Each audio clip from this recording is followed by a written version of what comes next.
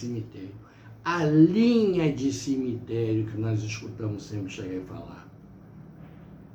A linha de cemitério que nós falamos assim, a linha de cemitério é seu João Caveira, Exu Caveira, Sete Catacumbas, Maria Caveira, Maria Sete Cova, Pombagira da Rosa lá do Cruzeiro e que não sei o que, isso aqui, o outro lá. Mas você sabe qual é a origem desse povo que a gente fala assim, essa falange do cemitério?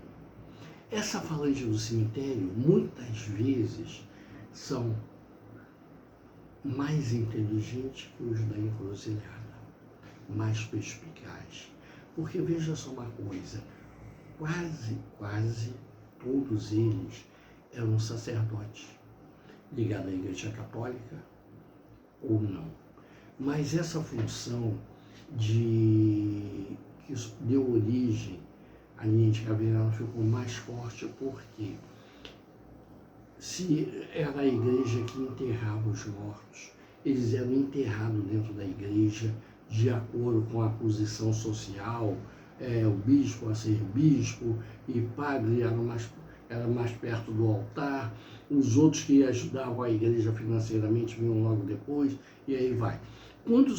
Tanto é que algumas igrejas você vê um númerozinho, algumas marcas no chão, igrejas antigas, aquilo ali é o número de quem está sepultado.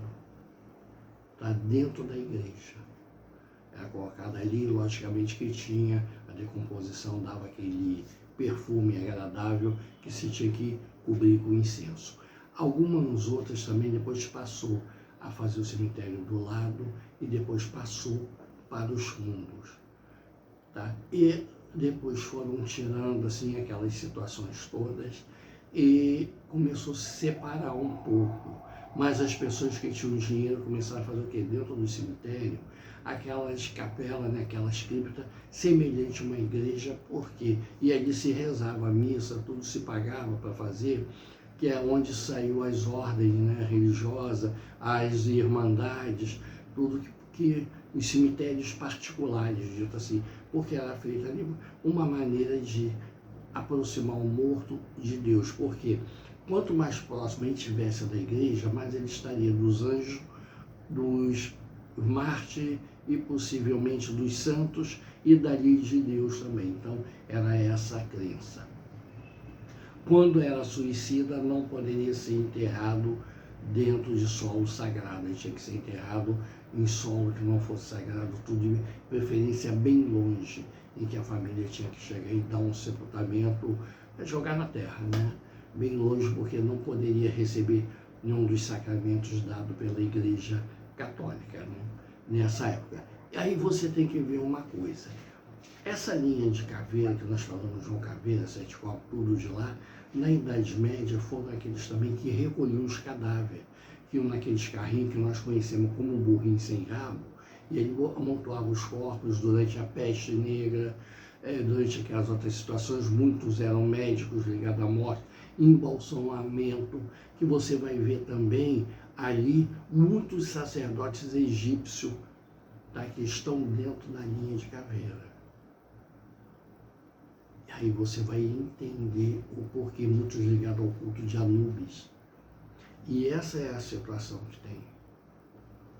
E muitas outras seitas, como Rosa Cruz e a maçonaria, faz uma homenagem à morte, à situação da morte e tudo, porque é uma mudança, tá, em que você sai de um círculo também, mas também representa em diversas religiões quando você sai, tá, iniciado tudo, porque aquele morreu e nasceu o outro.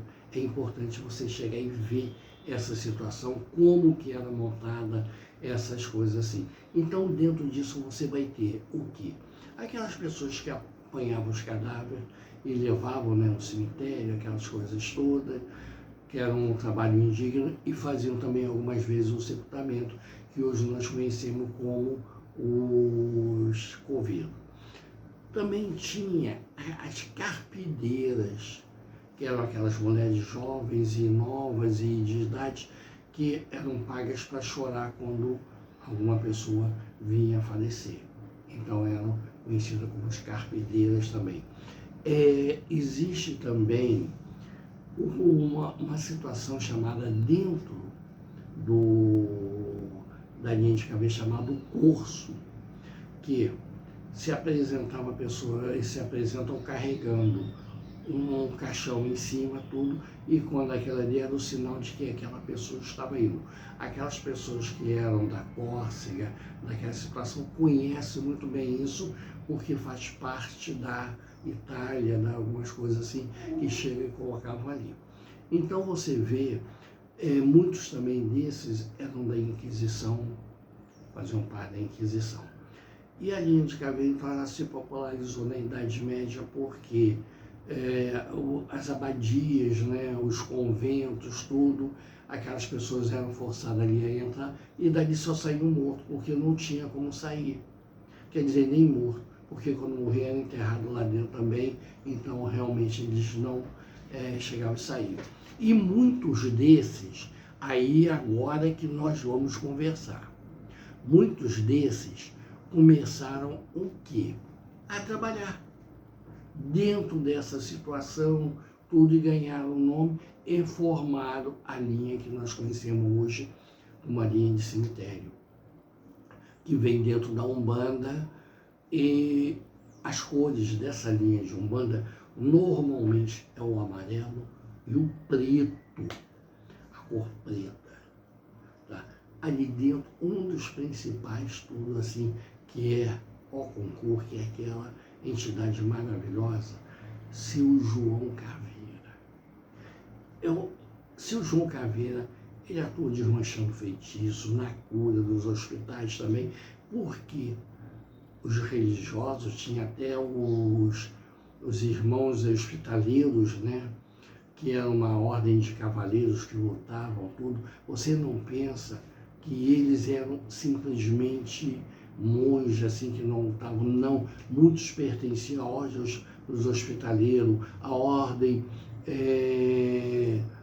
dos cavaleiros médicos, outros tinham hospitais, tudo, então eles lutavam, eles faziam algumas coisas assim. E, antigamente, você, para aprender a ler e escrever, apenas algumas vezes no serviço militar, ou então, se você fosse padre, entrasse para a igreja. Isso antes da Idade Média, que chegava lá. Os nobres, na maioria, não sabiam ler e escrever, porque essa parte de escrita tudo ficava a cargo dos monges, que determinados conventos tudo mandavam para o castelo para que ele ficasse lá servindo e cuidasse da contabilidade das situações todas. Então daí você pode chegar e ver por que ela tem esse tipo de coisa. O escritor Rochester, ele fala muito bem disso num livro, Abadia dos Beneditinos. Meus irmãos, maravilhoso, e dá para você ter uma ideia como que funcionava, e tudo isso foi transportado hoje para o mundo espiritual. Então tá ali. Aí você, depois de Seu João Caveira, você tem quem? Exu Caveira. Também trabalha, né, ajudando o desenlace carnal do cemitério, auxiliando em algumas curas. Vem depois também o Tata Caveira, tá? Que trabalha na parte da cura física, hospitais, asilo, pessoas que estão com problemas mentais. O Tata Caveira, ele atua muito nisso. Seu Sete Caveira. Seu Sete Caveira, maravilhoso. Não podemos deixar de falar de Seu Sete Caveira, porque ele tem uma atuação muito forte dentro das situações todas que passa, tudo é muito dirigido. Você tem seu Sete Catacumba, você tem Sete Cova, seu Sete no Cruzeiro, aí você começa Maria Caveira.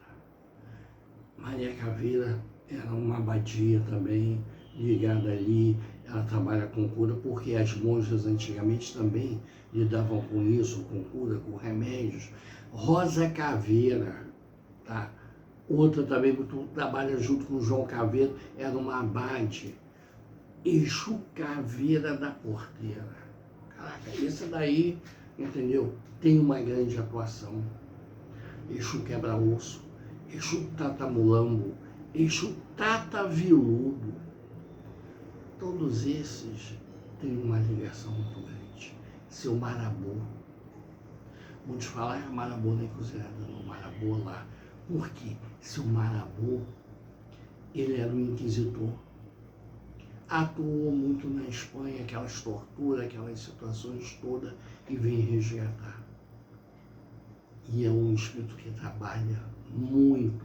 E essa linha, conforme eu falei, por essa situação dentro da igreja, existe uma visão cenária política das situações, então muito bom conselheiro, dizer como que vai fazer, como que deixa de fazer, tudo está aí.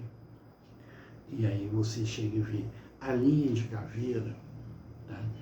Tem esses espíritos ligados à Igreja Católica, depois veio a Igreja Protestante também, os cultos antigos de mumificação, e os primeiros cristãos, quando se reuniam nas catacumbas, tá?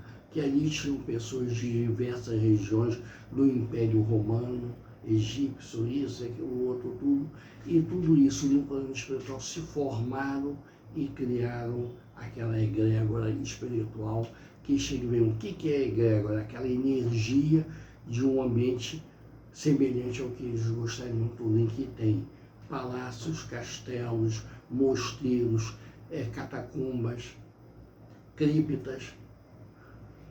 Alguns se apresentam também como sacerdotes egípcios, tudo você vai sentir pirâmides, vai sentir aquelas situações. Outros mostram dentro de igrejas, cemitério, tudo, e é importante você chegar a ver isso. Eu quero lembrar também que Tranca-Rua das Almas, que é o Exu que eu trabalho, segundo, tá? A gente tem notícia. Pessoal, se eu Tranca-Rua das Almas, não Cruzeiro das Almas, não.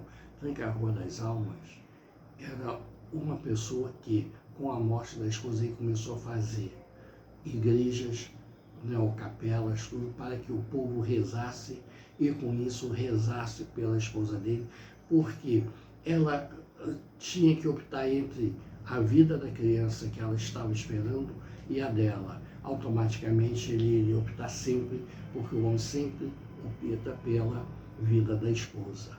E ela queria que a criança, né, que era uma filha, sobrevivesse. E ela então provocou a própria morte, sendo assim um suicídio. E conforme foi dito que ela estaria no limo aguardando pelas orações, o que ele fez? Ele começou a fazer capela tudo para que todo o povo rezasse por todos aqueles que estivessem naquela situação, pelas almas. Por isso que ele ganhou esse espírito chamado Ludovico, tá? Que nasceu ali naquela Baviera, aquela situação toda ali. Ele ganhou a alcunha de Tranca-Rua das Almas. Tá? Essa é a situação. Ele não está ligado a cemitério, ele está ligado à construção de igreja para o povo rezar. Entendeu? Então, seu Tranca-Rua, meu respeito, seu João Caveiro, toda a